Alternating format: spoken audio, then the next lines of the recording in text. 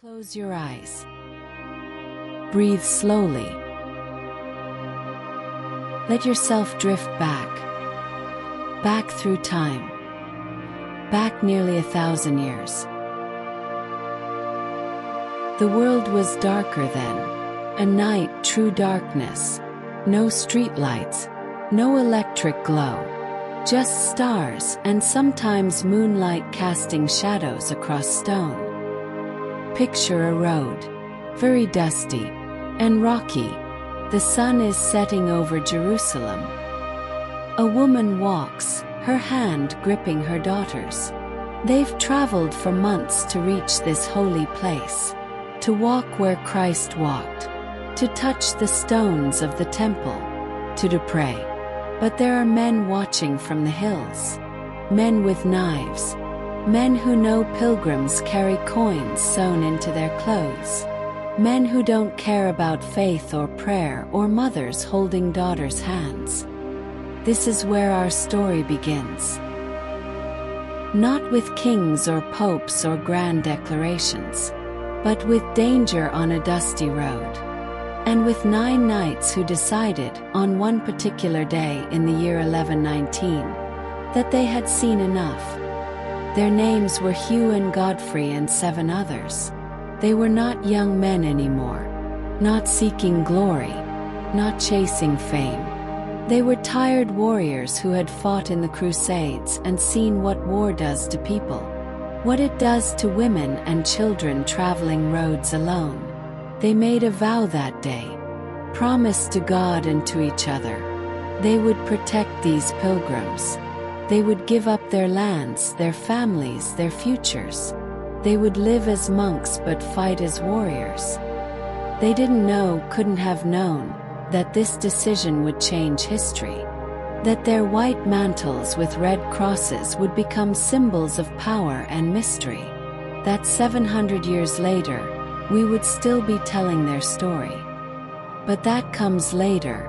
For now they're just 9 men. Dusty road. And pilgrims who need protection. Let's walk with them. Very slowly. There's no rush. We have all night. The beginning. The year was 1119. And Jerusalem belonged to Christians again. 20 years earlier, Crusaders had taken the city after a bloody siege. And now pilgrims from across Europe were making the long journey to walk where Christ had walked. Among them were women. More women than you might imagine. Mothers traveling with their children. Widows seeking spiritual redemption. Noble ladies accompanied by servants. Some traveled with their husbands. Others journeyed in groups, protected by hired guards or the kindness of fellow pilgrims. The church tried to discourage them, but they came anyway, driven by faith or penance or the simple human need to see holy ground with their own eyes. Imagine the roads then. Narrow paths winding through rocky hills. Stretches of desert where the sun burned down without mercy. Forests where bandits waited. These pilgrims, many elderly, most unarmed, carried what wealth they had. Women were particularly vulnerable. A woman alone or in a small group, especially one who looked to have any means, was a target for robbery, assault, or worse.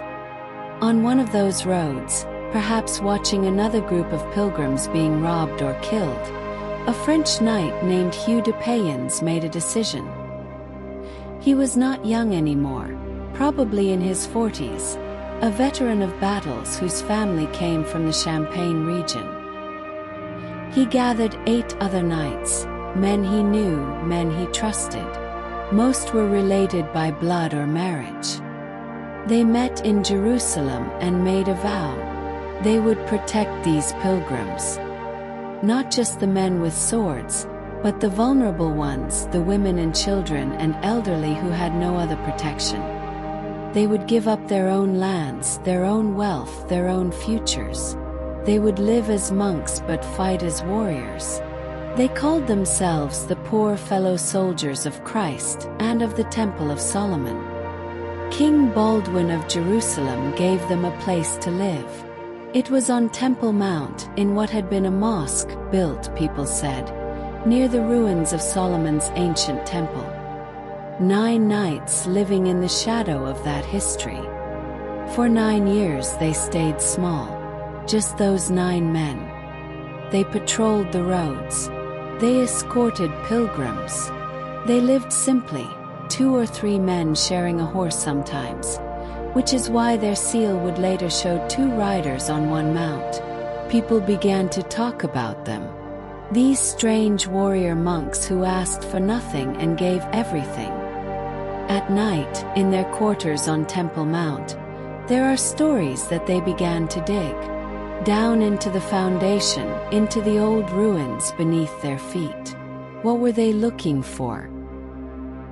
Religious artifacts? Hidden chambers? Or were they simply securing their home? We will never know for certain. But those excavations would feed rumors for the next 900 years. The wives left behind. But starting a monastic military order meant sacrifice, and not just for the knights themselves. Think of Hugh de Payens' wife, if he had one. We don't know her name. History didn't record it. But we know that when knights joined the Templars, they left everything behind. Their lands went to the order. Their families had to manage without them. Many knights were married when they took the Templar vow. Some placed their wives in convents for safekeeping. Others left them to manage estates alone. These women became administrators overnight, handling finances, settling disputes, managing farms and workers. Some thrived in this role. Others struggled. All of them lived with uncertainty, not knowing if their husbands would return. There's a story from England about a woman named Matilda. Her husband John went on crusade. While he was gone, a man named Thomas simply took 30 acres of their land, just walked onto it and claimed it as his own. When John finally came home, he had to fight in court to get it back. Imagine Matilda, unable to defend the property herself, watching it slip away, powerless because the law favored men and her husband was thousands of miles away. Other women faced worse.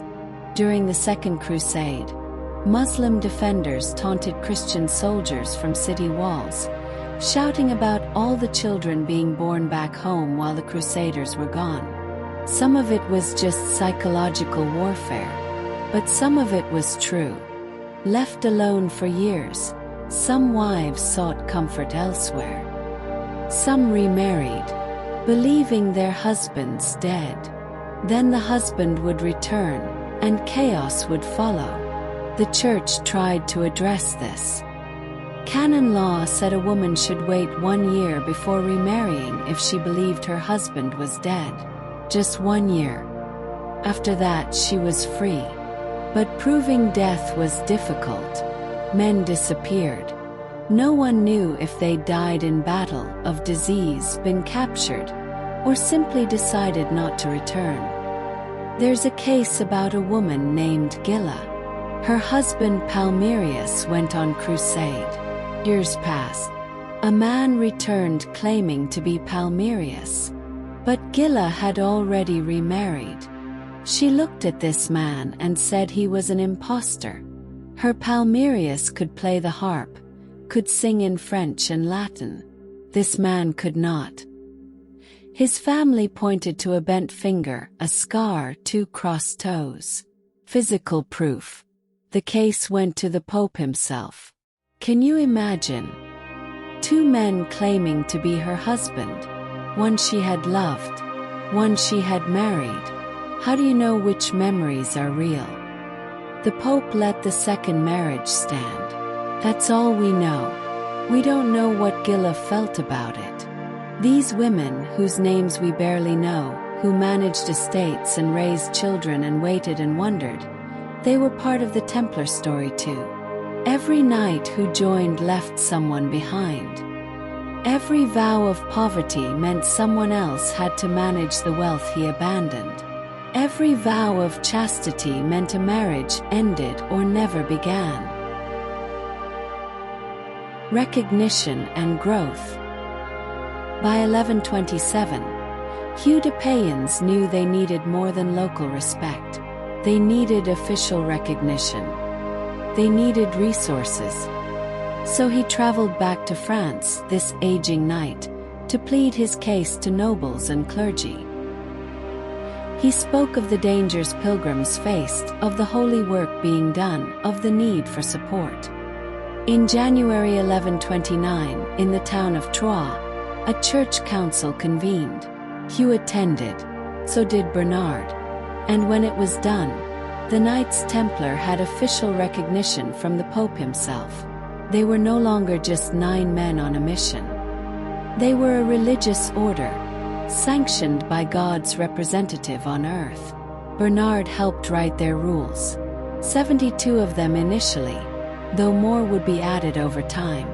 Every aspect of their lives was prescribed: what they could wear, how many horses they could own, when they could speak, what they could eat. These were not suggestions. These were commandments. And there was something else. In 1145, Pope Eugenius granted them the right to wear a red cross on their white mantles. That cross became their symbol. Red for the blood of Christ, white for purity. When you saw that cross, you knew what it meant. Those men answered to no one but the Pope. They paid no taxes. They crossed borders freely. They were becoming something unprecedented. A state within every state. The warrior monks. Picture a Templar's day. It begins at 2 in the morning. In darkness. The bell rings for matins. The knight rises from his bed, where he has slept fully clothed except for his boots, his sword within reach. He goes to the chapel, kneels, prays in the candlelight with his brothers. Lauds comes at dawn, prime follows, then tierce.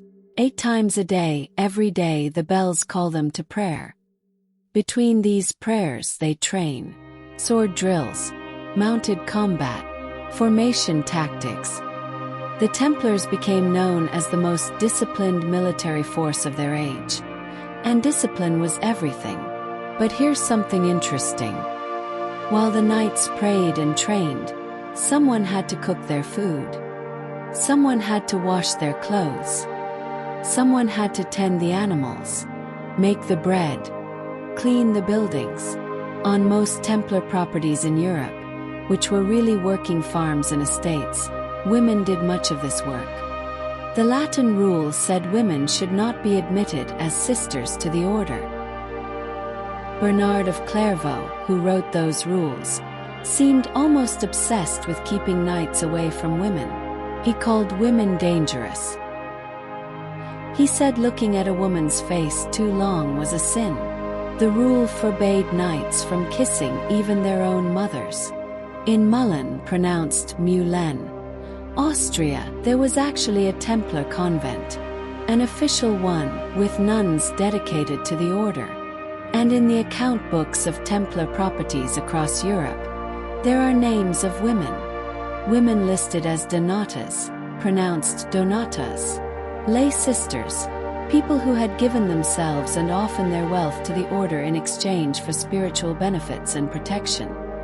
Some of these women were widows with nowhere else to go. A woman whose husband died on crusade, whose sons had died or whose family rejected her, could give her property to the Templars and live under their protection.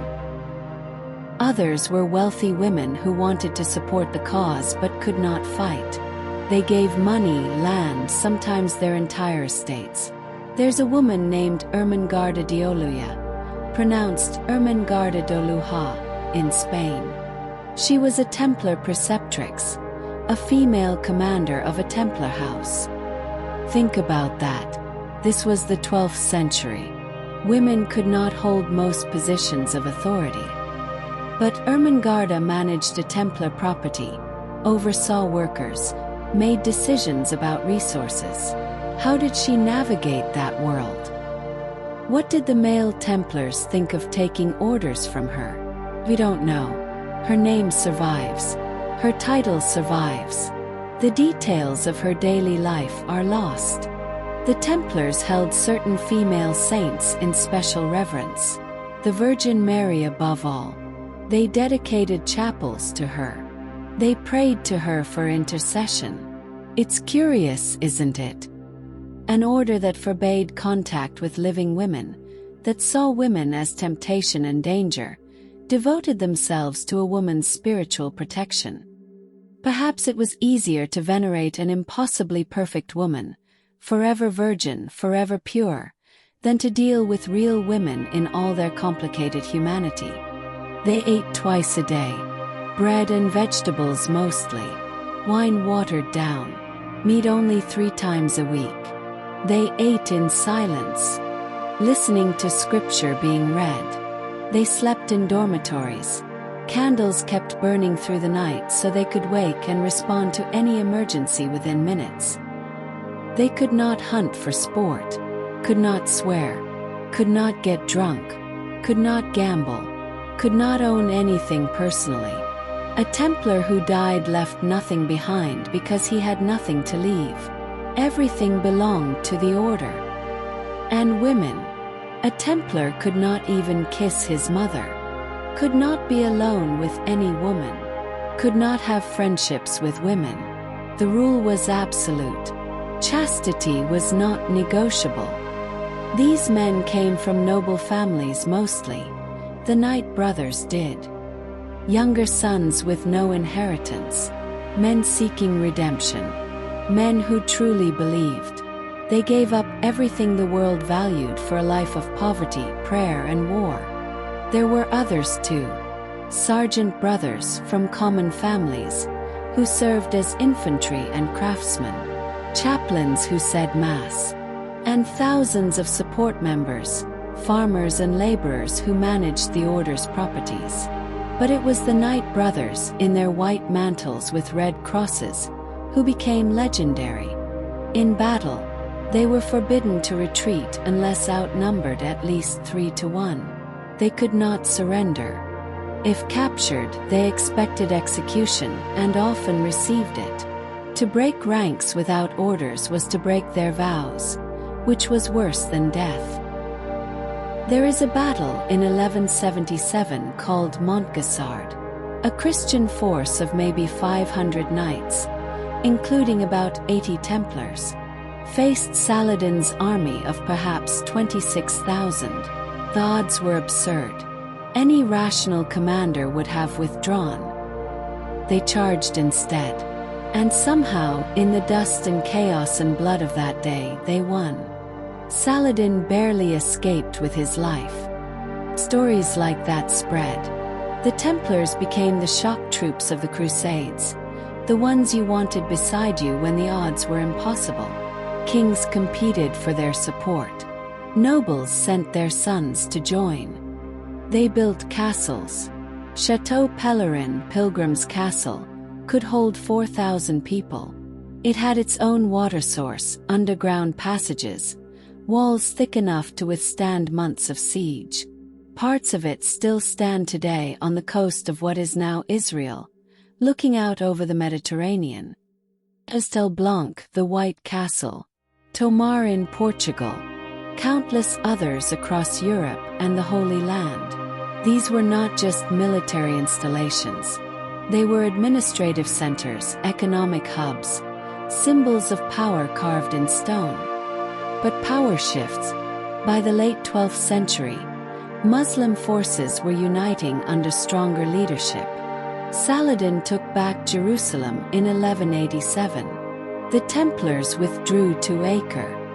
They kept fighting, kept building, kept believing they would prevail. But the tide was turning. In 1291, Acre fell. William de Beaujeu, the Grand Master, died defending the walls. The surviving Templars evacuated to Cyprus. For the first time in their history, they had no foothold in the Holy Land. Their original mission, protecting pilgrims to Jerusalem, was effectively over. They regrouped, they planned, they talked about new crusades. But everyone knew something had changed. Without a holy war to fight, what was a warrior monk supposed to do? The bankers. While the Templars were fighting in the east, something else was happening in the west. They were becoming rich. It started simply enough. Nobles joined the order and donated their lands. Pilgrims left them money in their wills. Kings granted them tax exemptions. The Templars managed these assets carefully. They were disciplined in war and disciplined in accounting. They owned farms that produced grain, vineyards that produced wine, mills that ground flour. They rented properties. They bred horses. The income was substantial and steady. And they kept meticulous records. Then someone had an idea. Pilgrims traveling to Jerusalem faced a problem. Carrying money was dangerous. Bandits targeted anyone who looked wealthy. But what if the pilgrim could deposit money with the Templars in Europe and withdraw it in Jerusalem? It required trust. It required an organization present in both places. It required reliable communication and accounting. The Templars had all of these things. The system worked. A merchant in Paris could deposit 100 silver marks at the Paris Temple. He would receive a letter, encrypted, specifying the amount. When he reached Acre or Jerusalem, he presented the letter and withdrew funds. The Templars kept a small fee for the service. This was revolutionary. This was banking. Centuries before banks as we know them existed. And it made the Templars indispensable. Kings borrowed from them. When Philip IV of France needed money for war, he borrowed from the Templars. When Edward I of England needed funds, he borrowed from the Templars. They charged interest, though they called it something else to avoid the sin of usury. The Paris Temple, their fortress in France, became one of the most important financial centers in Europe. The royal treasury was housed there at times. The building itself was enormous, with a tower 45 meters high, one of the tallest structures in the city. In England, the new temple in London served similar functions. In Spain, in Portugal, in Italy, across Europe, Templar houses managed money, negotiated loans, held deposits. They owned ships and engaged in trade across the Mediterranean. They bought the entire island of Cyprus. They were, by some estimates, the wealthiest organization in Christendom, answerable only to the Pope. This created tensions. Local rulers resented their independence. Bishops resented their exemption from local church authority. Merchants resented their competition. And there was something else. The Templars operated in secrecy. Their meetings were closed to outsiders. Their initiation ceremonies were private. Their financial records were their own. This secrecy bred suspicion. What were they doing behind those closed doors? What were they hiding? Rumors began to circulate. Dark rumors. Secrets and symbols. Walk into the Temple Church in London today. If you ever have the chance. It is round, modeled on the Church of the Holy Sepulchre in Jerusalem. The stone is old and worn. Light filters through windows in colored streams. On the floor are grave slabs, carved with symbols. Some of those symbols look like flowers. Some look like geometric patterns. Shine a certain light on them, look at them a certain way. and some researchers claim you can see Templar crosses hidden in the designs. In Tomar, Portugal, in the Convent of Christ built on Templar foundations, there are carvings that seem to contain mathematical relationships, proportions that repeat, angles that correspond to sacred geometry. In Meteora, Greece, in a Byzantine church, there are marble stones carved with strange images: two snakes without visible heads, a six-petaled flower, symbols that some link to ancient mystical traditions, to sacred geometry, to knowledge that predates Christianity itself. Were the Templars encoding secrets in their architecture? Were they preserving hidden knowledge? Or were they simply building beautiful churches and later generations reading meanings into random decorations? You cannot know, but the symbols are there, carved in stone, waiting to be interpreted or misinterpreted for as long as stone endures. And then there are the initiation rituals. When a man joined the Templars, the ceremony was conducted in secret. Only members could attend. Years later, during their persecution, Templars would be accused of terrible things during these ceremonies. They were accused of spitting on the cross, of denying Christ, of worshipping a mysterious head or idol, of engaging in immoral acts. Under torture, many confessed to these things.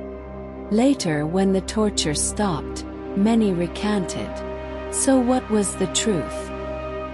Some historians believe the accusations were entirely fabricated, political lies designed to destroy the order. Others think there may have been some unusual practices, perhaps borrowed from Eastern mysticism encountered during the Crusades, that were misunderstood or exaggerated.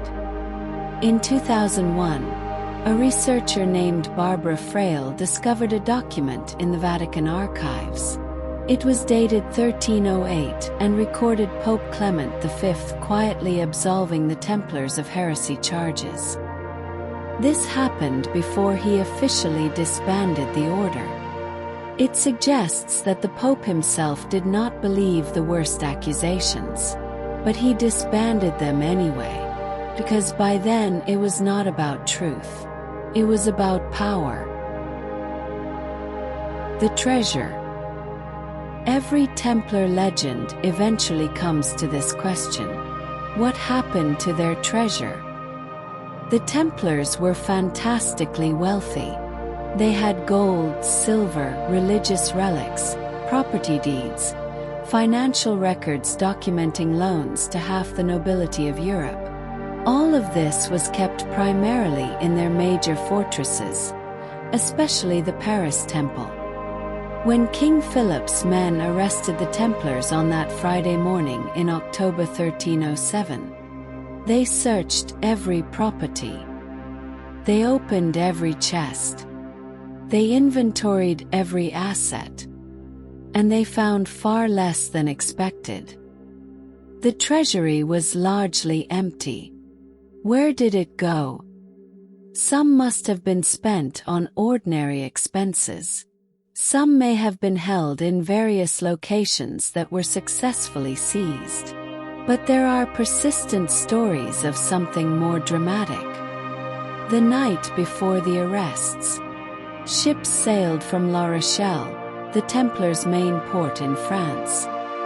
Perhaps 18 vessels, though accounts vary.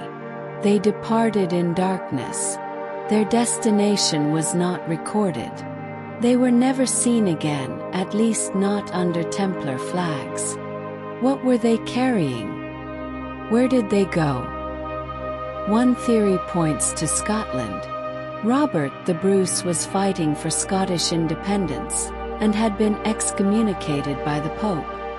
An excommunicated king had no reason to obey papal orders to arrest Templars. Scotland was a haven. There is a battle in 1314, Bannockburn, where Scotland defeated England decisively. Some accounts mention unknown knights fighting for Scotland, knights in white mantles with red crosses. The evidence is thin but tantalizing. In Rosslyn Chapel, built by the Sinclair family decades after the Templars' dissolution, there are carvings that some interpret as Templar symbols. There are sealed vaults beneath the chapel that have never been fully excavated. Could something be hidden there? Another theory points to Oak Island in Nova Scotia. There is a structure there called the Money Pit, discovered in the late 18th century. Complex tunnels. Evidence of sophisticated engineering. Some believe a Templar fleet crossed the Atlantic a century before Columbus and buried their treasure there.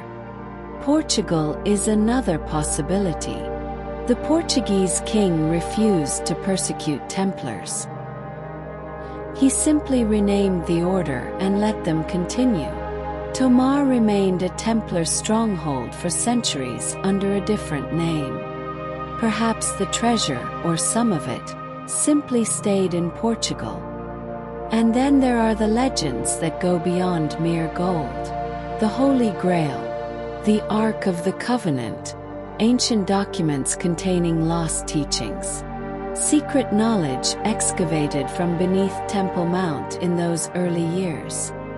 The Grail legend became intertwined with Templar stories over the centuries. Some said they found it in Jerusalem and brought it to Europe. Locations from Montségur in France to Rosslyn in Scotland have been proposed as its hiding place. The Ark of the Covenant, lost since the Babylonian conquest of Jerusalem in ancient times, is another recurring theory. Did the Templars find it buried beneath their headquarters? Did they transport it to safety? These are legends, built on fragments and speculation. But legends persist because people want them to be true. Because a mystery is more interesting than a mundane answer. Because the idea that somewhere, hidden in a vault or buried on an island or sealed behind a wall, there waits a treasure beyond imagining, is too compelling to abandon. The truth is probably simpler. The Templars had advance warning, possibly days or weeks before the arrests. They moved their most valuable assets to safer locations. Much of it was eventually seized by various rulers. Some may have been lost or spent or simply melted down and minted into new coins centuries ago. But we will never know for certain. And that uncertainty is its own kind of treasure. The gathering storm. Philip IV of France was in trouble. It was 1307.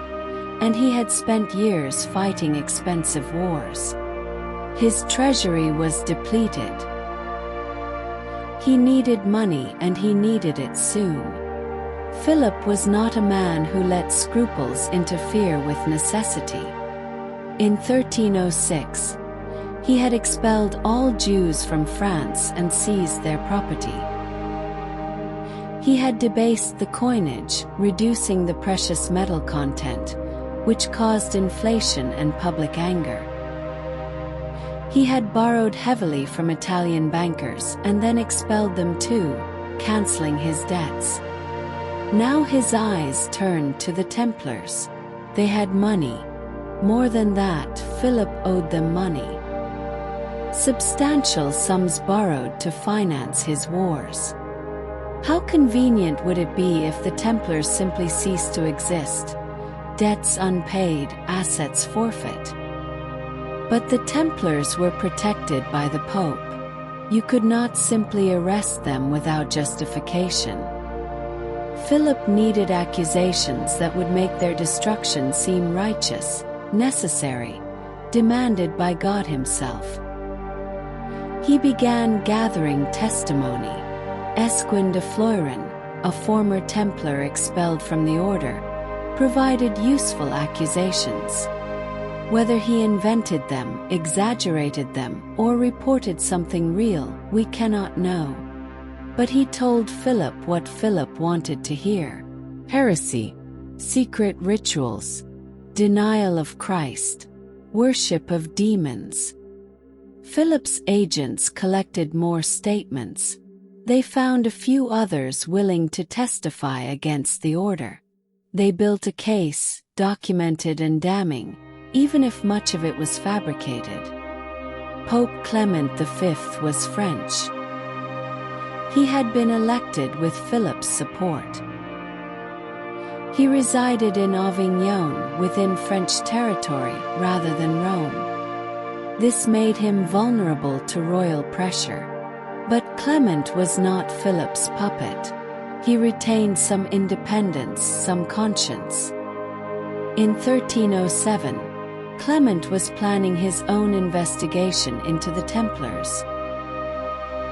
He had heard complaints about the order becoming too worldly, too wealthy, straying from their original mission. He intended to summon their leaders and discuss reforms. This was scheduled for October. Philip decided not to wait. In September, he sent sealed orders to his bailiffs throughout France.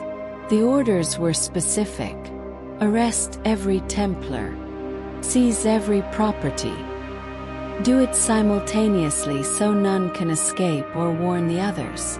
The date was set: Friday, October 13th. The bailiffs opened their orders. Read them. Prepared in secrecy, gathered men, sharpened swords, and waited for dawn. Friday the 13th. Jacques de Molay, Grand Master of the Knights Templar, attended a royal funeral on Thursday, October 12, 1307. He was an honored guest. He had no idea that he had less than a day of freedom remaining. Dawn broke on Friday, October 13th. Across France, in every town and village, royal soldiers moved simultaneously. They surrounded Templar properties, knocked on gates, broke down doors. The Templars were taken completely by surprise. Most offered no resistance. They were monks, after all, accustomed to obedience to authority. They submitted to arrest, confused, asking why, receiving no answers. In Paris, Jacques de Molay was seized at the Paris Temple itself. Hugues de Perraud, the order's treasurer, was arrested.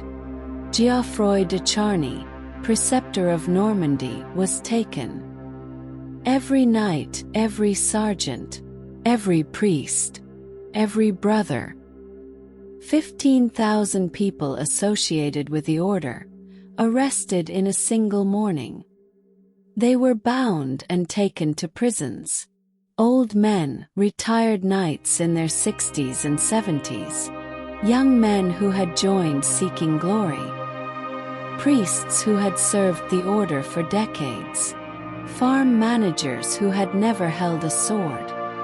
The charges were read to them: heresy, denial of Christ, worship of idols, sodomy, corruption. The Templars denied everything. They were innocent, they said.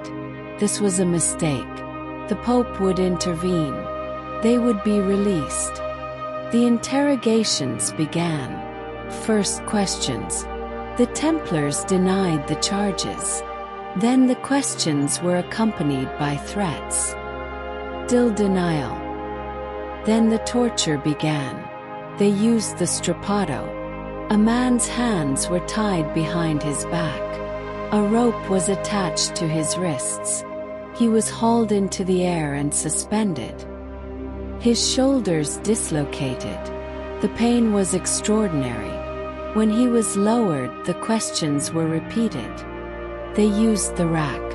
A man was stretched, joints pulled apart slowly, systematically, until something tore or he confessed. They placed men's feet in oil and held them over fire. The flesh roasted. The smell was unbearable. The screams echoed through stone dungeons. Men were kept in cells so small they could not sit or lie down properly. Fed bread and water. Kept in darkness. Weeks passed. Months. Under torture, people confessed to anything. Jacques de Molay himself confessed. He admitted to denying Christ during his initiation 30 years earlier. Other leaders confessed too. Hundreds of ordinary Templars confessed. When the torture stopped, many recanted. They said they had lied to end the pain. They were innocent, but by then it did not matter. Philip had his confessions. He had his evidence. The machinery of destruction was in motion. Pope Clement was horrified when he learned what Philip had done. The king had acted without papal authority. But Clement was trapped. If he defended the Templars too strongly, he risked open conflict with France. He tried to conduct his own investigations, but Philip's confessions poisoned everything. On November 22, 1307, Clement issued a papal bull ordering all Christian rulers in Europe to arrest Templars and seize their property. The order was being destroyed not just in France, but everywhere. In England, Edward II arrested Templars in January 1308. In other countries, the persecution varied in intensity. Some rulers were less enthusiastic. Some Templars were treated relatively well. Others faced torture similar to their French brothers. In 1310, some Templars in France attempted to mount a formal defense.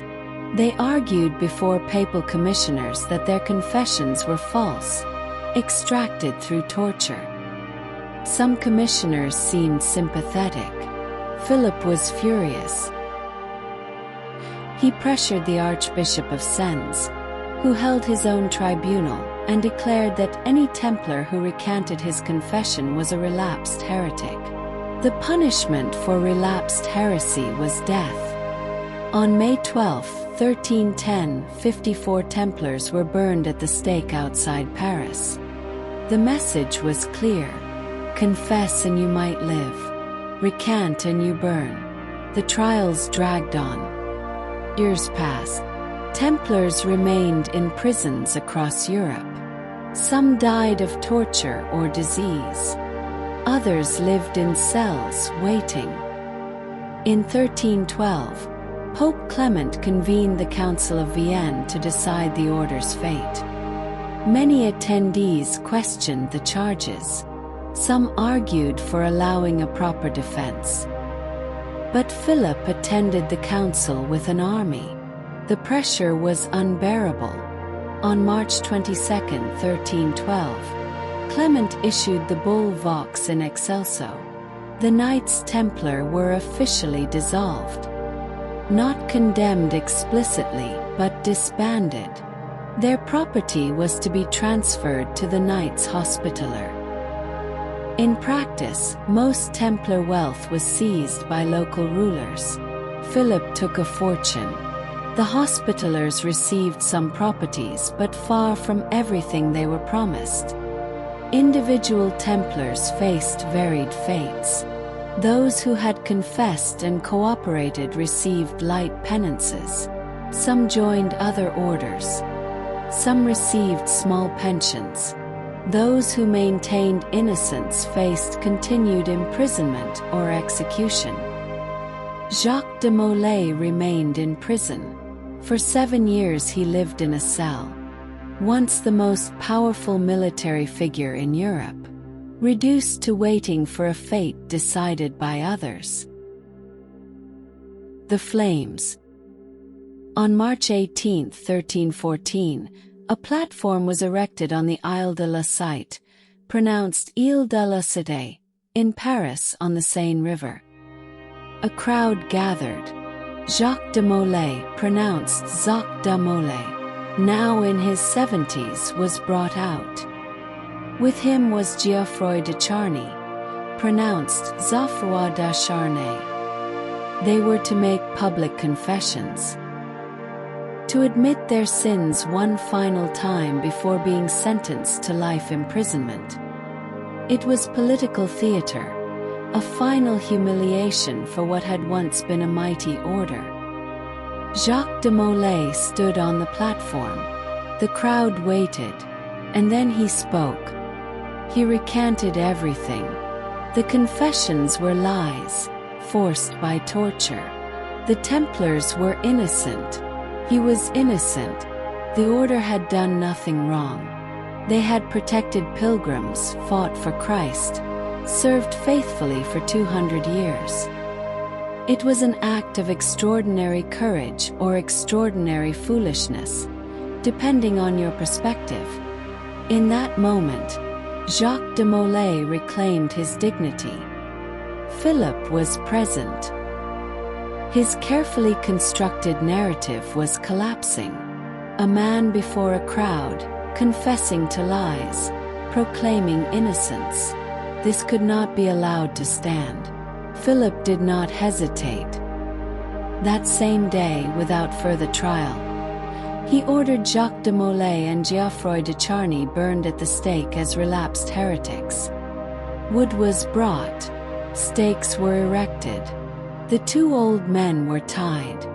Flames were lit. The legend says that as the fire rose, Jacques de Molay called out a curse.